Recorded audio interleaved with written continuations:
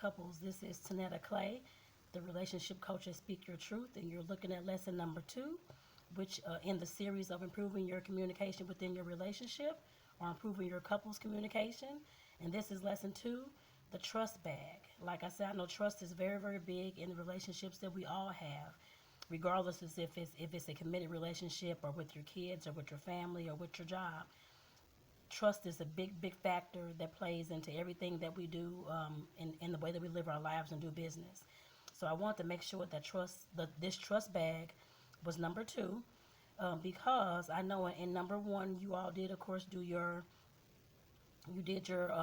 guess, unpacking your baggage, and of course writing down your thoughts and your feelings about your triggers and all those kind of things in the first lesson.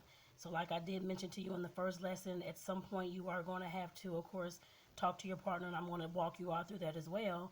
But at some point you're going to have to talk to your partner about your triggers, about some of the stuff that you wrote down, so that you all can, of course, get to know each other better and what may trigger the other person, so that you can realize your own behaviors.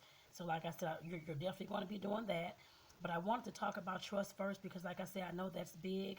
And in order for you to, of course, unpack your baggage with your partner, you, of course, have to feel comfortable and make sure that you can trust your partner before you can even do that. So, like I said, that's why I want to have this as lesson number 2. So I'm going to go ahead and get right into it. Like I said before, trust is always a big thing that we have. I guess the basis of all our relationships. If there is no trust there, we don't think the person that we're talking to can keep our secrets or can support us in a way without going to gossip to everybody, or that's going to be reliable, be there and do exactly what they're going to say, then the trust is broken. And how do you get that back? I know you're probably at the point in your relationship where the trust may be lost already, or maybe very, very low, and you're trying to figure out how to, of course, rebuild that trust in your relationship. And like I said, that's what lesson 2, that's what this is going to focus on. Because like I said before, you can unpack your baggage with your partner. You're going to have to, I guess you all are going to have to make sure that you can trust each other in the unpacking your baggage process. Like I said, if the trust has been broken, you all aren't at that point yet where you all can, of course, trust each other, and or there's some things that's going on infidelity wise. We'll talk about that another time as well. But like I said, all those things play into trust. In order for you to, of course, feel comfortable with your partner to unpack that baggage, you have to be able to trust them and trust that they're going to keep your information sacred to them. And like I said, as far as trust goes, I'm going to be reading some of my notes here as well, so just bear with me. But like I said, trust is the bottom line in relationships. But how do you build that trust with your partner after the trust has been broken? There's 3 main things that I, of course, have found that, of course, for the first thing as far as rebuilding your trust with your partner. These 3 main things, of course, can assist either one of you and both of you, of course, in your trust journey. But like I said, this is definitely something that you two want to make sure that you implement as far as being able to, of course, trust each other and that kind of thing inside of your relationship and inside your union. So like I said, these 3 things will definitely help you in the beginning start building the trust. And I do want to say, because some folks think that when you, of course, are working on one thing and you do it one day and it's all dandy and it's all fine and done, and you think you don't have to bother with it anymore. Let me just tell you, with any of these things I'm talking about in any part of this series, it's going to take work, and taking work means having patience. Doing the work, of course, means that you're going to have to do it every single day, probably for the rest of your lives, and that's in any relationship that you're going to be in. Well, unless you've mastered it and you're fine, you don't have to deal with that anymore. You know how to respond, and you're doing well. But other than that, a lot of people, that these things are ongoing until you feel comfortable enough that you can, of course, be trustworthy, and you can show that you can, I guess, be trusted by somebody else, that kind of thing. Like I said, these things don't just happen in one day. You're going to have to be patient, and it's going to take a little while. It may not be a day, but it may be a few weeks or a few months. It could take a few years. Who knows? Nobody knows, I guess, what kind of schedule you're on, or what kind of ways you're willing to, of course, accept somebody back into your life, despite all the things that they have done. Like I said, your partner could be that person as well. And that's why I'm bringing this to you. But I just want to make sure that I say that, because it's not going to be a quick process. With trust, it's going to take a little while to build that back up, depending on how the trust was broken in the first place. So definitely keep that in mind, couples. Okay, I just want to make sure you all know that. But like I said, there's 3 ways. The first 3 ways to, of course, start rebuilding the trust in the relationship. The first one, of course, with anything that you do, we always have to be authentic. You have to be who you are, show up as yourself, not as somebody that your partner may think that you want to be, that kind of thing. You have to show up as yourself and be authentic and be who you are when you're showing up, not a half show up and you can care less what's going on, or you're just lying to your partner just to get them out your face. We're not going to be dealing with that anymore. Like I said, couples, we're working on trust. This is something that you are both going to have to, of course, work through and, of course, sift through, I guess I put it that way. So, like I said, there's no not being any, I guess, no more not being authentic and not showing up who you are. And lesson number one, we did the unpacking your baggage. Like I said, your individual baggages. Like I said, with that, that's teaching you, of course, how to be truthful to, I guess, be more truthful to yourself. Teaching you how to, of course, be more self-aware so you can know who you are, and what you're made of. Like I said, being authentic is all those things. You have to show up as yourself, show up to be authentic, not showing up as you're fake or lying or anything along those lines. You have to show up and be authentic. Like I said, that's number one. That's the first step to, of course, learning how to rebuild your trust inside the relationship once it's been broken. Empathy. You, of course, have to show up, of course, like I said, being yourself, authentic, but you also have to show up with empathy. This whole entire conversation on trust, you have to realize that at some point you're going to have to step inside of your partner's shoes in order to understand how they feel or how they felt during whatever situation it was. So, for example, say if you cheated on your partner and you went and slept with someone else outside the relationship and they didn't know and you just told them, you're going to have to step inside of your partner's shoes to know how they feel. They're feeling hurt. They're feeling betrayed. They're feeling lied to. All those things. Like I said, you just can't show up and all of a sudden expect for them to be okay because the situation has passed. Things don't work like that. In your mind, it may. In everybody else's mind, it does not. If you're being cheated on or if you're being lied to all the time, you want somebody to, of course, come back and, of course, understand how you feel. You have to understand how your partner feels, not just blow it off is not important. They have been traumatized in some kind of way. Obviously, that's why the trust is not there in the relationship at this present time.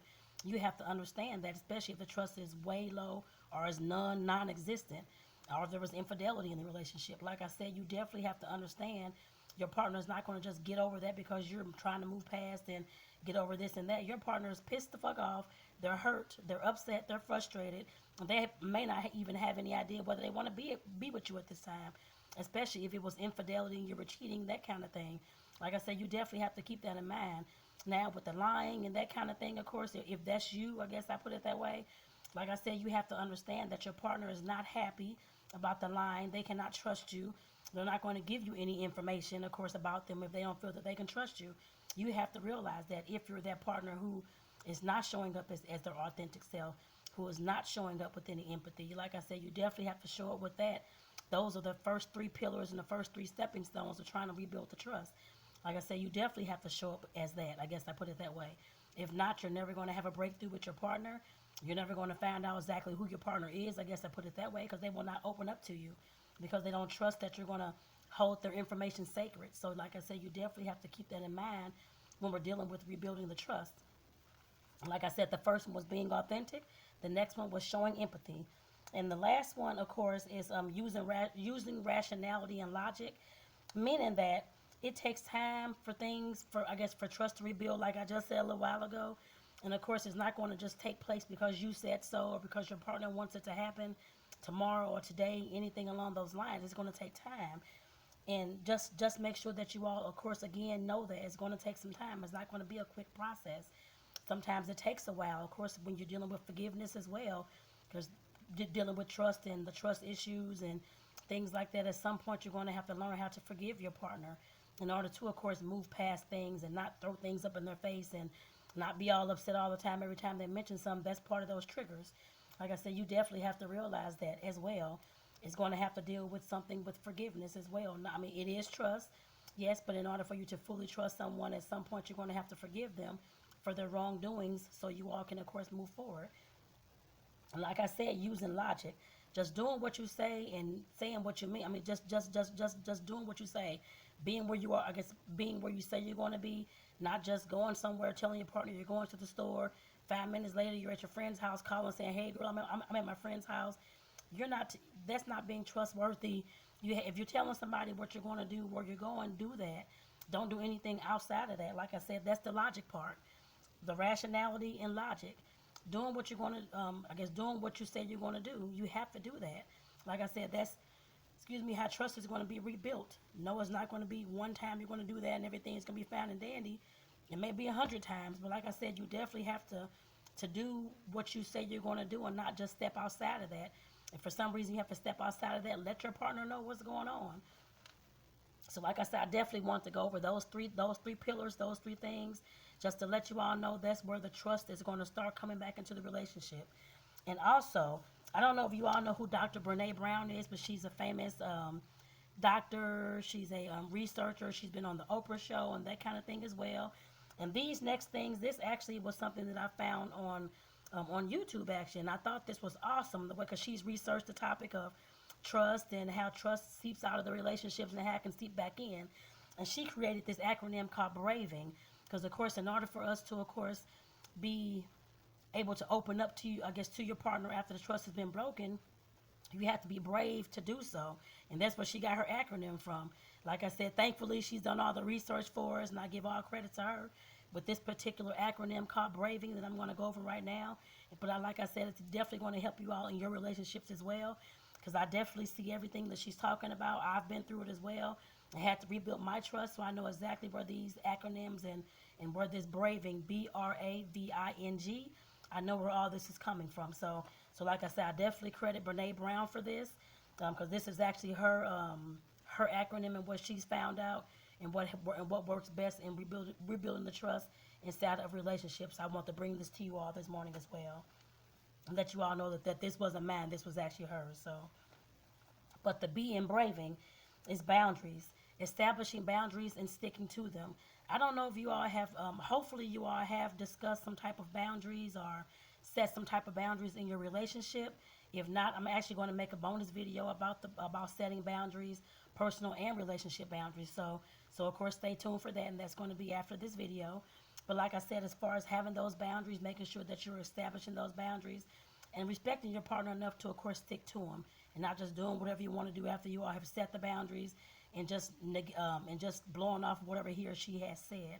So like I said, you have to be brave enough to know that your partner is going to stick to your boundaries as well in the relationship, and your personal boundaries as well. The R in the BRAVING is reliable. Like I just said, do what you say you're going to do and be where you say you're going to be. And if you cannot do one of those things, make sure that you, of course, letting your partner know that you had to take a side trip to, I guess, to your friend's house. They wanted to give you a barbecue grill, whatever it was. Like I said, just definitely let your partner know if you're taking on too much. They're wanting you to do this, that, and the other, and you all will have to go on a activity, that kind of thing as well.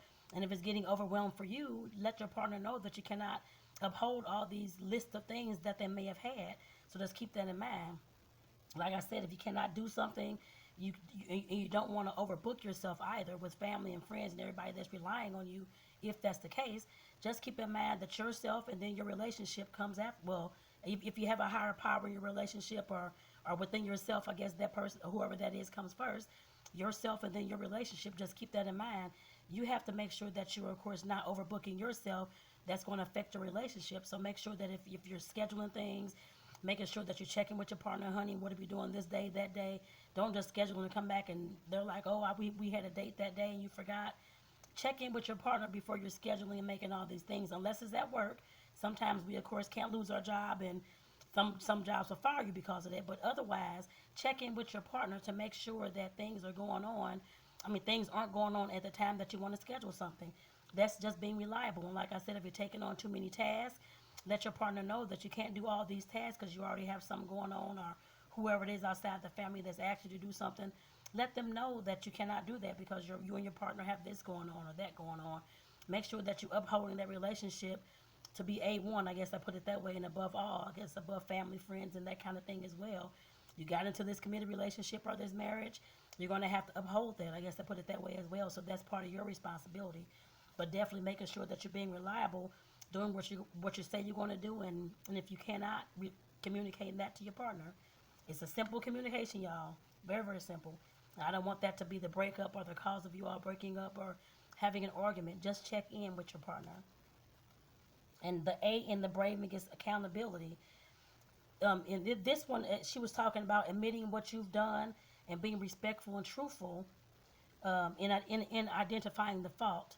Somebody that can trust you is saying that, of course, especially with accountability, you're saying that, of course, honey, I was wrong. I shouldn't have did so and so. I know that was a trigger for you. That's holding yourself accountable, not blaming your partner for whatever kind of behavior that you did. It's not your partner's fault that they got upset or had a trigger. And some, we'll take that back. In some ways, it may be. But like I said, if you're knowingly knowing that they've unpacked their bags with you and that kind of thing, and you know what they've been through, and they told you all this, but you still go out and do it anyway, like I said, you definitely have to be accountable, saying that you messed up. It's not your partner's fault. You have to take responsibility for that. And to gain back your trust, your partner has to know that they're not going to be blamed for every single thing that you, every single mess up, and every single thing that you do or don't do. You have to take responsibility for your own actions. That's part of being an adult. And like I said, there's no way around that. You have to be accountable for your own actions and not blame everybody else for the mistakes that you have done. And like I said, that's the A part of braving. The V, she said, it's the vault. We all want to know, like I said before, that we can trust you with, I guess your partner wants to know that they can trust you with their secrets, with their intimate, I guess, things going on within their life, that kind of thing as well. Trust you enough that you won't, that they feel that you will not go and tell your boys or tell your girls or tell your mom, your dad, that kind of thing. When you have couples communication, to me, that's a sacred communication that you all keep within yourself. Nobody else has to know all those things. That's just between you two. You have to have some kind of, like I said, that's part of the boundaries as well. But like I said, that's part of your communication within the coupleship. You have to have a communication that your partner's going to know that nothing's being shared outside of your relationship that your partner has shared with you. They want to know that the information that they told you is going to be kept safe and not being told and gossiped about. Like I said, that's part of building that trust. And if your partner does not believe that you're the vault and that you're going to keep that information sacred, they're not going to tell you much. And people pick up on that right away. So make sure that you keep that in mind. And with the I is integrity. Doing what, basically, is just doing what is right, not what is fast, easy, and fun. Like I said, you can definitely do what's right. You know right from wrong. You're not a little bitty child. You're an adult. We're all adults here. So you know right from wrong. To me, like I said, that's the best way to even explain integrity. Knowing that you're going to do right and knowing what you're going to do what you say when you tell your partner. You know right from wrong. Always do what's right. If you hold your partner and your relationship to the utmost and with the utmost respect, and you respect your partner, you're not going to just go out and do whatever you want to do and without checking in with your partner first, especially if it's going to interrupt some plans that you may have or some alone time that you may have had scheduled, anything like that. You have to, of course, or just going out and sleeping with somebody else. That's not integrity. That's not even character. Good character inside of a relationship. Like I said, you definitely have to have that. And if there is no respect there for your partner, that's usually what folks go and do. They just run all over them and do whatever they want to do and expect their partner to forgive them and move on. Like I said, in order for you to be in a better union, you have to know that your integrity is 100% and it matters. Just like the authenticity. You have to show up as yourself and you have to show up with your integrity and your character as well. Not just showing up, doing whatever you want to do, doing the things that you know that's wrong and that's going to cause issues in your relationship. Show up with integrity. Show up saying that you respect your partner and the relationship and you're going to do what's right. That's what somebody wants to know when you're, of course, trying to rebuild your trust. They have to see that, not just you saying that. You actually have to physically do those things. And the N is for non-judgment. This non-judgment, I thought this was awesome, actually. Dr. Brene Brown was talking about as far as your partner being, I guess, once they are, of course, sharing their baggage with you, suppose they're crying or getting emotional, that kind of thing, they have to know that you're not going to judge them for, of course, wanting to, I guess, to come to you and talk to you. They have to know that you're not going to judge them and tell your friends, oh, my partner was crying yesterday. She seems weak or he seems weak, that kind of thing. They have to know that you're going to keep those kind of things sacred and that you're not going to judge them because they're falling apart in front of you. Like I said, everybody at some point is going to fall apart, meaning that they're crying, they're upset, they're frustrated, that kind of thing. But they have to know that you're going to support them in some kind of way. Even if it's just giving a hug or just holding them or just tell them it's going to be okay, just holding them. You don't have to say anything if you don't want to, but they just have to know that you're going to be there, be non-judgmental when those situations do happen, and that it's not going to go outside of your home, that your mother knows about it and their cousin knows about it now that you broke down, that kind of thing. That's not rebuilding the trust. Rebuilding the trust is meaning that you're coming to whatever you all are doing with no judgment at all. No matter what happens, no matter what's said, that you're not holding judgment, but you also know that that's part of their, of course, upbringing, their experiences, and something that you all would have to work through. So just keep that in mind. We don't want anybody being judgmental. Oh, you're crying out, that's weak, and this kind of thing. That's not building the trust, and that's going to, of course, push your partner farther away. So make sure that you're being non-judgmental when they show up however they are, especially when they're breaking down. Let me see. In generosity, what's the last thing in braving? Let me see. It's talking about giving people the benefit of the doubt. That everybody has their own. And I actually just kind of said that, but just giving people the benefit of the doubt, knowing that they have their own context and their own value systems that they came to the relationship with, knowing that they have their own experiences, but just being generous with those kind of things and just realizing that they are a unique person, and they're coming with their own background, their own baggage, but just being generous and understanding that is mainly what the G is for. So like I said, I want to definitely make sure that I go over that with you all because I thought that was awesome, and there's no better way that could have been explained to me. It couldn't have. So like I said, I definitely appreciate Dr. Brene Brown for doing all their research and coming down with these. Let me see how many is that, 7 key things that of course will help you rebuild that trust inside of your relationships, so you can know what kind of road and what kind of mode you want to get into. Yes, I put it that way. I'm trying to see if there's anything else. I guess that's it with that, you all, just to let you know. But I do want to make sure that I, of course, give you your growth work for this evening. Your growth work, after you get done watching this video, is going to be, of course, talking to your partner. Well, if you want to write it down first and then talk to your partner about the things that you have lost trust with in the relationship with, make sure that you talk to them about that. Like I said, that's part of your growth work for tonight, or actually that's the entire growth work for tonight. But just making sure that you, of course, talking to your partner to identify those areas that you have lost trust in with them. You don't have to demean them, put them down, that kind of thing at all. But like I said, you're just giving the topics if it was infidelity, or if it was they didn't they haven't shown that they can be reliable, or that kind of thing, or are accountable for their own actions. Just make sure that you all are talking about those things. Like I said, if you need to write them down first in order to process them in your head, then do so. But of course, at some point, after you're done doing that, if it takes another day, then go ahead and take another day before you go on to lesson 3.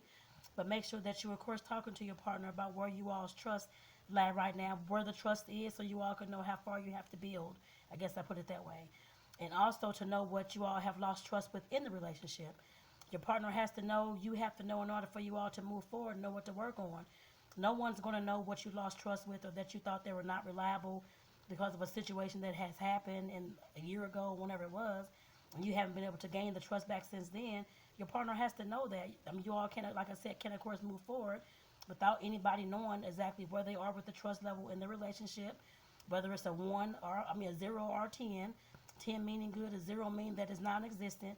You all have to come up with some type of number, some type of whatever you're going to come up with to figure out where you all are starting from. Then when you figure that out, of course, you're going to have to talk to your partner and communicate about where the trust failed in your relationship in order for you all to move forward. And like I said, that's your growth work for this evening. So again, I want to let you know that. But like I said, I do want to let you know that trust is a big part of the relationship.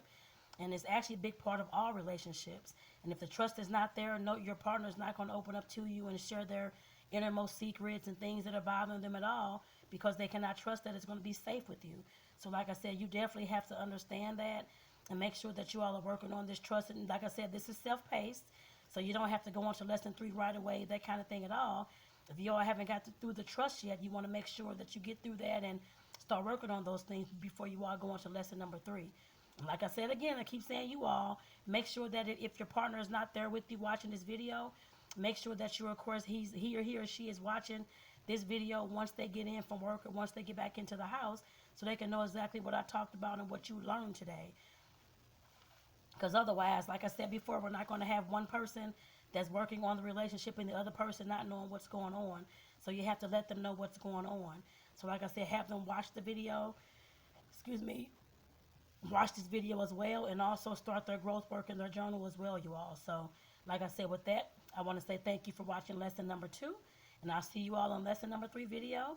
So everybody take care, and I'll see you all later, couples. Bye bye.